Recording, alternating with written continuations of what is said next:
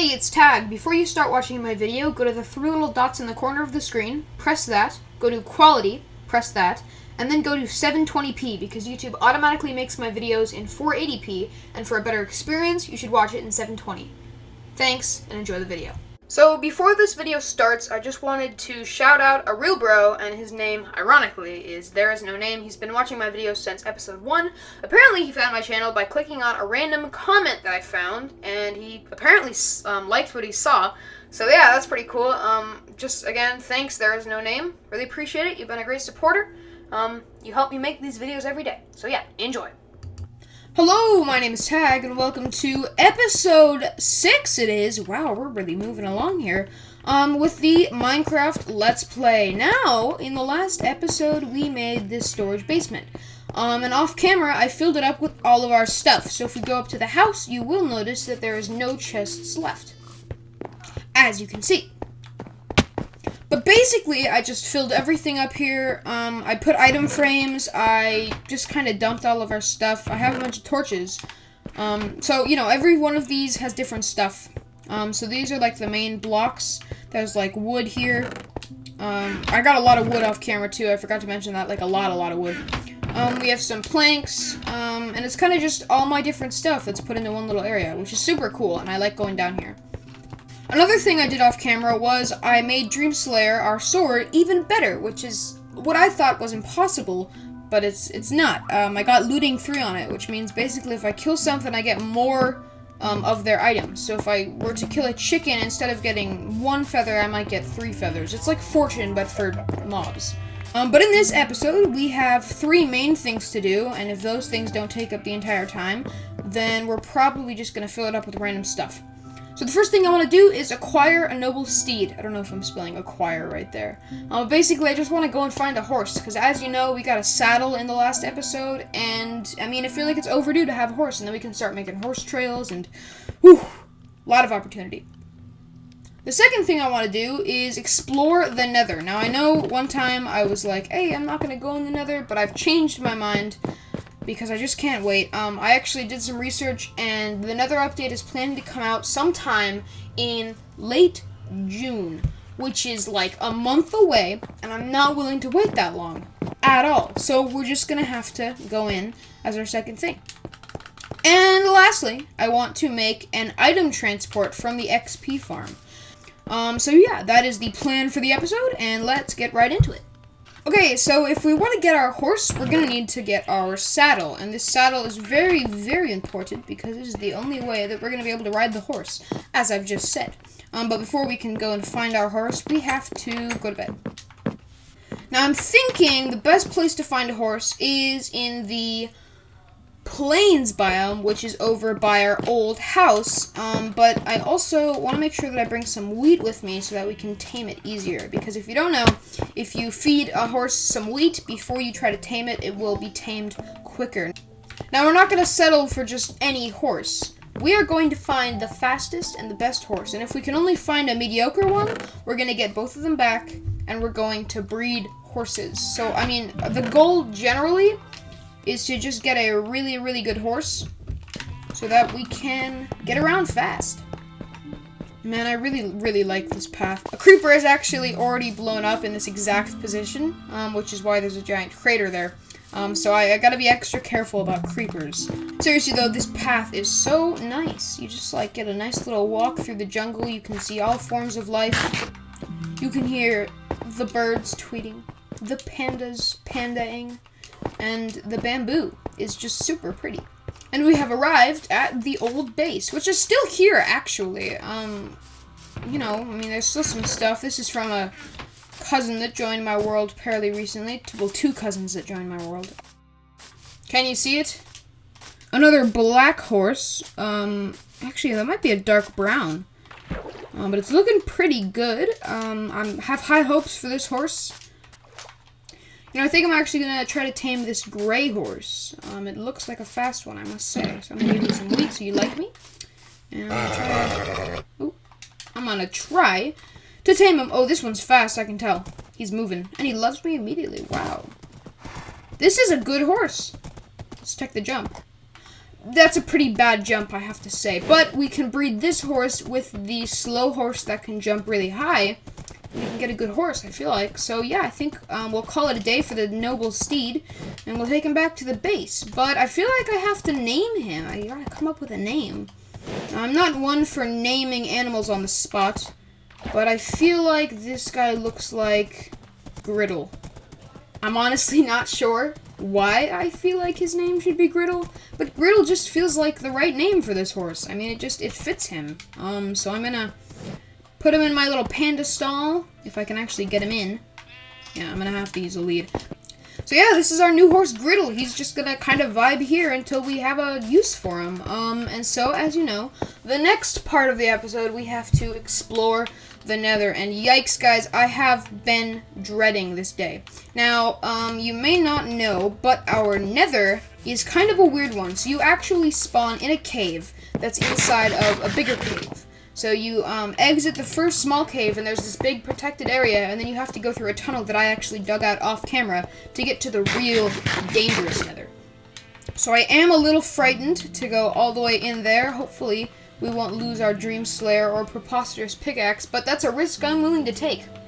So I'm going to leave behind all our valuable items, and we're going to get going. I have to say, it's really satisfying sorting all of your stuff into all the different chests. I actually, off camera also, I went and I found a little flower biome, and I got some different kinds of flowers. So yeah, I'm just going to dump all of my stuff into their areas, and we will head out to the Nether. Now, pro tip for people who are planning on going to the Nether, always bring blocks, because I just want to be super precautious on our first trip. Just because I don't want to lose anything. And we're going to head into the Nether as it becomes night. Hopefully it doesn't glitch out. I have had a weird glitch with the Nether lately, but it looks as though we should be good. Yep. Oh, a spider. Hi, dude. That was weird. So yeah, you basically spawn in this little cave area, and then you just follow my cobblestone path that I've made, and it takes you into the real Nether. And man, when I compare this Nether to the Nether that I've seen in beta videos of the Nether update, this place really does need an update, so I'm really happy that they're finally going to implement some interesting stuff. But if you follow this way, you kind of can make it through a crack, and you end up in the real Nether. The Nether that you can fall into lava and not come back from. The dangerous Nether. The risk-taking Nether. I'm going to stop naming the Nether. And so, conveniently, there actually is a stronghold right there. But I seriously, do not want to lose my epic sword doing this. Mistakes that I will regret. Okay, this is intense. I think I'm gonna just hug the wall as I go over. I do not want to fall down. Going to bridge around this little lava. This is seriously dangerous. If I fell in right now, I'd lose all of my good tools. We're still going. We're gonna make the final bridge. I don't think that skeleton is gonna pick me off this time. Yikes, dude. Woo-hoo-hoo-hoo. Okay, we're almost there. And we connected. Ooh, okay, that was probably gonna be the most intense part of the video. Dude, my palms are sweaty. I hate bridging over lava. Basically, the two worst things in Minecraft is when you have to bridge over the lava and the end. Because when you're bridging over the void, if you fall in, nothing is gonna survive. If you have, anything good on you and you drop into the void, you're done. Oh, that's awesome. We have some... Whoa! Okay. Some golden horse armor for Griddle. I think that was his name. But we also got ambushed. It'd also be nice to come away with, I'd say about 10 blaze rods, which is, I think, my goal for this little excursion. And though there's a lot going... Oh, and there it is. There's a blaze spawner right over there. What I was going to say is there's a lot going on over there. And I realized there's actually a spawner. Okay, so if I mine over this way, it should be right there. And I don't know how well I can do. Oh, no. Okay, I'm going to eat some food. I'm currently on fire, as you can see. I like how I'm commentating, but you guys can probably see everything. So yeah, I kind of have to deal with all these blazes before I can get the coordinates. But dude, this is ridiculous. They will not not leave me alone. Keep on spawning, too. Okay. Woo. I'm gonna run towards the ones... Oh my gosh, dude, seriously, like 4 of them can spawn at one time. Ridiculous. Okay, I'm gonna get these guys, and I'm just gonna block this off, because I do not want to get burned to death. And I'm going to open up my little book and quill and write down these coordinates. Okay, so now I've written that down. I think we're probably just gonna head home. I mean, this has been fun, but there's not really much else that I really need. So yeah, I'm finally making it back. I've had enough of this place. I don't like the Nether. I like the jungle. It's way better. We have parrots in the jungle, and in the Nether we have evil ghost things that shoot fireballs at you, which is definitely not as good as some parrots. So I'm loading into the test world to show you what my plan is for the little item, for the item mover, I guess it'd be called. If you imagine that over here is the spider spawner, so we kill the spiders right here, and then the hopper goes all the way down to this dispenser. And then the dispenser is on a loop so that it repeatedly fires, and the string and the spider eyes will go all the way down this water stream, keep on going, until we reach where our house would be. And then a water elevator would take it up into another hopper and take it into a specific area that we would hold all of the spider eyes and string. So I've gotten back to the house from the Nether, and I'm going to dump all my stuff into the correct chests, and then we're going to head over to the coordinates 772, 63, negative 344, and that's where the iceberg is. So yeah, I'm going to dump all my stuff, and I'll see you there.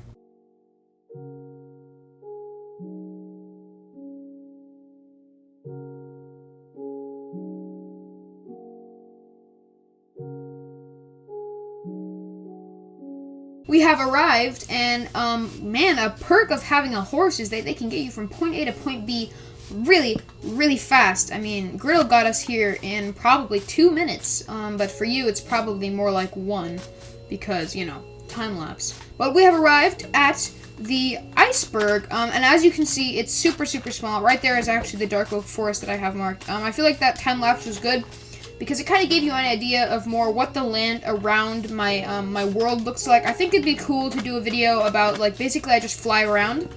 I would copy the world, go into creative, and then fly around and kind of just show you what everything around my house looks like, so that you can get a better idea. And yeah, with my Silk Touch pickaxe, I can mine this ice.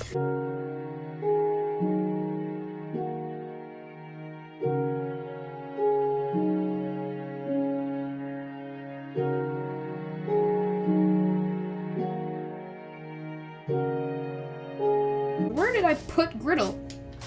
I love that name so much. Griddle is such a good name for our horse. He's gonna grow old with us. And we have returned home, so I'm probably going to ditch this ice in my chest for now. But so basically what I have to do is I have to get the coordinates of where I want the chest to be that I have on my string in, and then I have to get the coordinates of the spider farm, and then I have to connect those via underground tunnel, which should be fairly interesting. I think I'm just going to dig that out in a 1x2 all the way over, like a mine shaft, and then I'm going to make it wider, because I do feel like it'd be cool to have like an underground like item transport system. I don't know, just a theory, but I'm going to, actually I'm going to sleep first, and then I'll probably just cut back to once I have... Man, Steve eats too loud, dude. I'm trying to make a video, and you just hear... It's the worst. But I'm going to sleep, and I'm going to cut back to when I have that little, like, 1x2 tunnel dug out from all the way over at the spider farm to my house. So I'll see you in a bit. So I just finished digging out the now 2x2 tunnel that goes all the way from the spider spawner to the house. So, oh my gosh, I love the freaking look of this thing. Like, honestly, tunnels in Minecraft... I have to stop talking every time he eats. The tunnels in Minecraft, like, when you make giant tunnels like this, it looks so cool. Did you just hear that? Oh, I love cave sounds so much. Oh my gosh.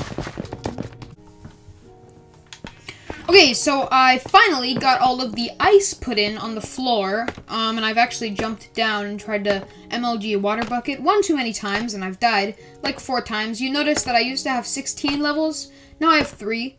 So we're not going to be doing that anymore. But, yeah, I finished the ice road. So basically, the way this will work is there'll be water, and an item gets pushed along until it reaches a hopper, and then it'll go all the way up to the chests in my house. But, I need to get all of the water put in before I can even make it work. Okay, so hypothetically, it should be working right now. So, as you can hear, there's like a dropper underneath, and you can hear it ticking. And so basically, when I kill these spiders, the items go down in the hoppers all the way to the dropper, and the dropper pushes them into a water, I guess it's like a conveyor belt, and the conveyor belt goes all the way down to the base. And hopefully it is working. So cross your fingers for me. I need all the luck I can get. I'm going to see if string shows up in the little chest that I put down. And if it doesn't, then ooh, we have another problem. And I might just end the episode right there out of anger. And let's check. Yes, it's working! It's funneling stuff in. So look, in a few seconds, you should see some more funnel in from another thing. That's so awesome. It's working. Heck yeah. See, look, that's more. That's the stack that I threw in once we left. So then, yeah, that's all I got.